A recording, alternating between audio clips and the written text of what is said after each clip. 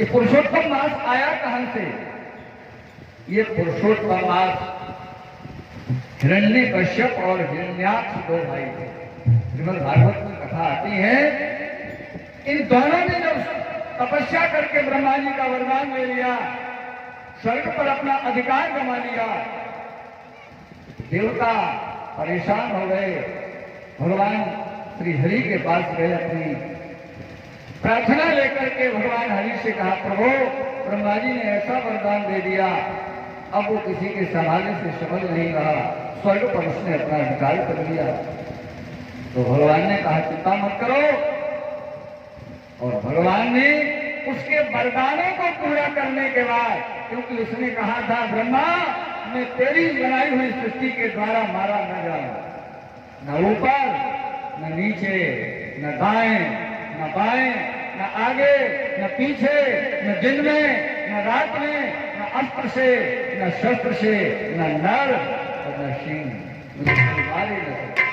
और भगवान ने कहा बेटा हमारे बनाए, हमारी सृष्टि बराबर परमात्मा है, अगर उसने हमको बनाया और हम उसमें पागल बनाए, उसके दरवाजे पर खड़े हो जाए, तन मन धन सब तेरा तेरा, तुझको अर्पण क्या लागे मेरा, और कहीं दे दो 20,000 रुपया कथा हो गए। ये क्या है? ये तो वही बात हो गई कौए वाली। तो इसलिए उस परमात्मा को पागल मत बनाओ। उस हिरण्याक्ष ने पागल बनाना चाहा हिरण्यकश्यप ने, तो भगवान ने उसके सारे वरदानों को पूरा करने के बाद, क्योंकि ब्रह्मा जी का सम्मान भी कम न हो, तो भगवान ने इस पुरुषोत्तम मास का अलग से निर्माण किया। ये उसको मारने के लिए ही भगवान ने यह महीना बनाया। इसलिए इस पुरुषोत्तम मास में किया हुआ कोई भी धार्मिक आयोजन, अगर आप भगवान के दरवाजे पर एक बार झाड़ू लगा देते तो उसका अखंड अक्षर होगा, उसका भी वो परमात्मा देता है, क्योंकि वो किसी का कर्जदार नहीं रहता। भगवान है कैसा? परमात्मा है स्वामी जी मां, और हम सब हैं बेटे, अबोध बालक। क्यों कहा नहीं तो? भगवान अगर ऐसा नहीं होता तो भगवान ये क्यों कहते हैं, करमु सदा तिन की रखवारी, करमु सदा तिन की रखवारी, जिन बालक राखे।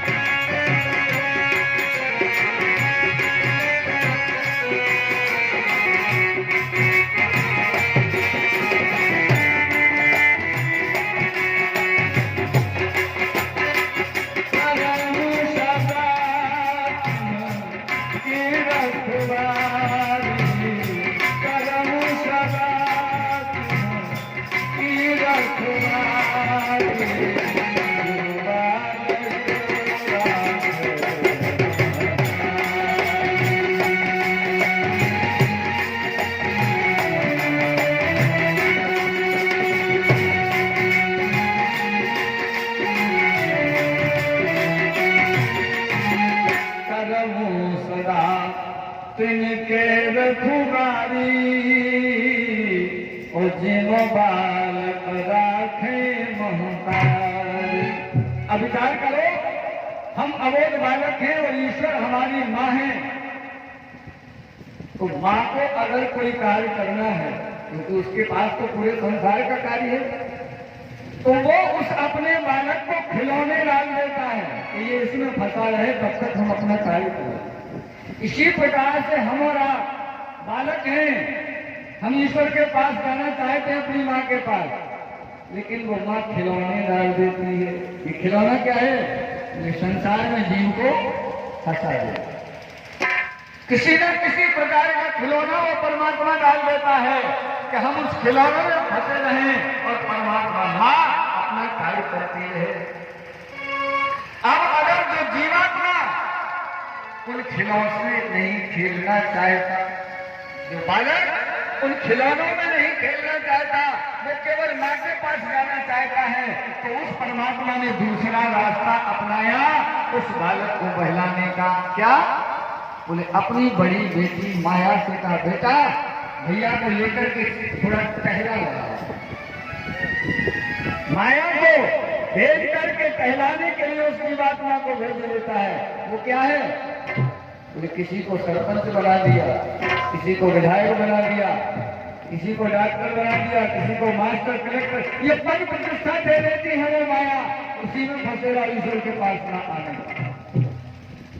ईश्वर अपने पास आने नहीं देता मां की तरह उस बालक को। कहीं खिलौनों में, कहीं पद में, कहीं प्रतिष्ठा में उसको फंसा देता है। अगर वो जीवात्मा ना तो खिलौनों से खेलना चाहती है, बालक रूपी जीवात्मा, और ना वो किसी बड़ी बेटी की गोद में जाकर के टहलना चाहता है, वो केवल मां को चाहता है।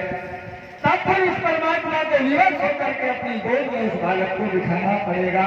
इसीलिए वो कह रहा, करम सदा तिनके रखवारी और जिन बालक राखे महतारी। तो हम और आप सभी उस परमात्मा के सन्निकट जाना चाहते हैं, तो हमें सबसे पहले करना क्या पड़ेगा?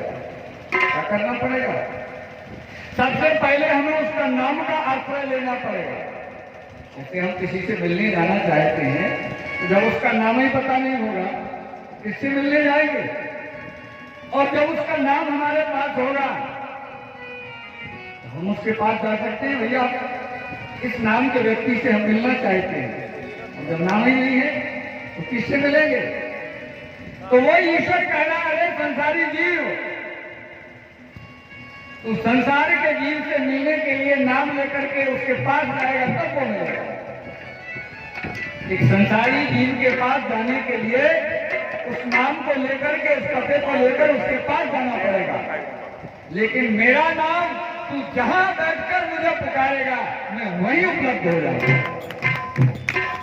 मेरा नाम उस तन्मयता से लेकर तू जहां पुकारेगा, मैं वहीं चला आऊंगा। और ये द्रौपदी ने पुकारा, ये तुकाराम ने पुकारा, जितने संत हुए सबने पुकारा, ध्रुव जी ने पुकारा, 5 वर्ष की अवस्था में परमात्मा को पाया। इसलिए हम और आप तभी बड़भागी माने जाएंगे, कब? जब हम उस परमात्मा के नाम का आश्रय लेंगे।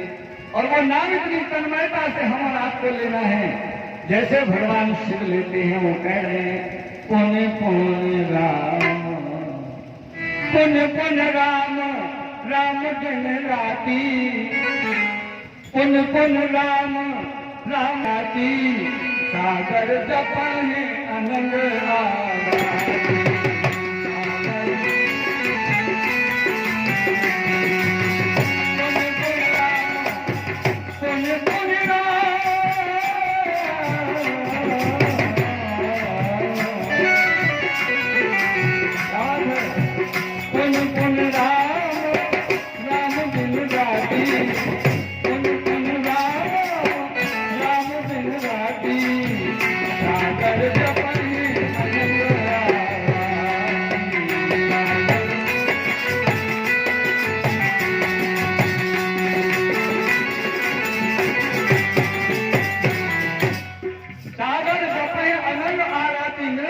रहते हैं। भगवान शिव के जिह्वा के अग्रभाग पर भगवान का नाम निरंतर नृत्य करता रहता है। नृत्य माने नाचता रहता है।